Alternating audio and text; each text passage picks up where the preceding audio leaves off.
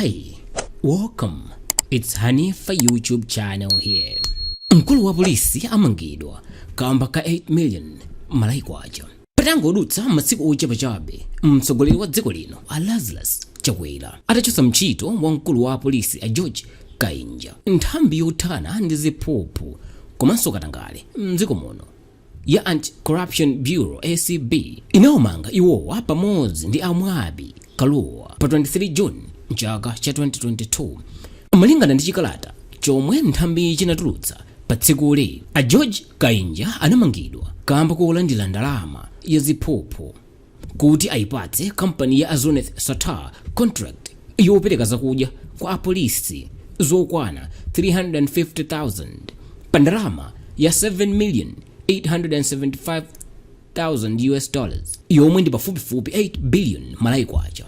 Pamodzi ndi galimoto ya mtundu wa Prado TX ndi cholinga chakuti apange kothekera kuti kampani ya Zunneth Sattar ayipatse contract.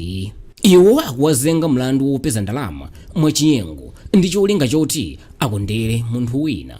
Mwabi Kaluwa omwe anawamangira limodzi nthambi ya ACB itawafufuza iwapeza kuti analandira ndalama zokwana 20 million Kwacha kuchoka kwa Zunneth Sattar ndi cholinga chakuti awathandizire iwowa kupeza mwayi wa contract.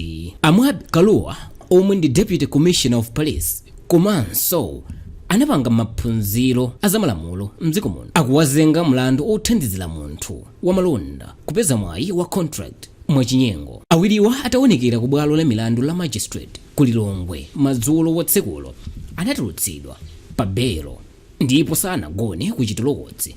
George Kainja anawatulutsa pa belo ya ndalama zokwana 800,000 Kwacha komanso mboni zawo zinalamulidwa kupereka ndalama zokwana 1 million aliyense. Mbonizi ndi Jacqueline Kainja omwe ndi akazi awo komanso ndi munthu wa udindo waukulu ku polisi. Mboni ina ndi Zunneth Kajiwanda omwe ndi mlamu wawo. Ndipo mbali ina ya belo yawo George Kainja akuyenera kumakaonekera kuma office a ACB pa sabata ziwiri zilizonse. Malingana ndi mkulu woona zamalamulo ku nthambi ya ACB Victor Chiwala pa tsikuli anauza atolankhani kuti pali anthu ena okwana anayi omwe atamangidwenso kamba kankhani za ziphuphuzi ndipo izi zichitika posachedwapa. Akainja malo moperekezedwa ku bwalo la milandu ndi apolisi monga mmene zimakhalira nthawi zonse. Iwowa anaperekezedwa ndi asilikali aja amatchedwa kuti military police. Iwowa pamodzi ndi anzawowa amangidwa kutsatira kutuluka kwa report lochoka ku ACB lomwe linaperekedwa patatha masiku okwana 21 Lazarus Ckawera atalamula kutelo. Mongokumbusana chabe ngati musakudziwa George Kainja akhala mu police service kwa zaka zopitilira makumi awiri kapena kuti 20 kumachita kuti anayamba ngati mphunzitsi chabe ku police secondary school ku Zomba ngati civilian teacher. Atangomaliza maphunziro awo ku skulu ya ukachenjedwe ya Chancer College. Patadusa zaka zingapo polisi inawalemba ntchito ngati wa polisi komwe akhala akukwera mu maudindo kamba kakagwiridwe kawo ka ntchito kokhulupirika.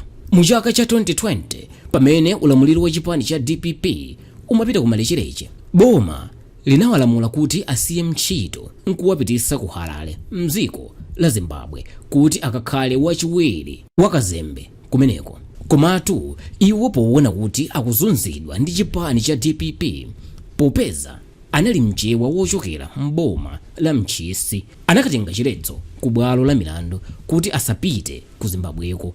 Mwamwayi masankho adachitika mwezi wa June chaka chomwecho chipani cholamula chinasintha ndipo boma la tonse linawasankha mkukhala wamkulu wa polisi mdziko muno potsatira kuchosedwa ntchito kwa wamkulu wakale Duncan Mwapasa. Tsoka ndi ili lero ndi awa amalandira ziphuphu kuchoka kwa Zunneth Sattar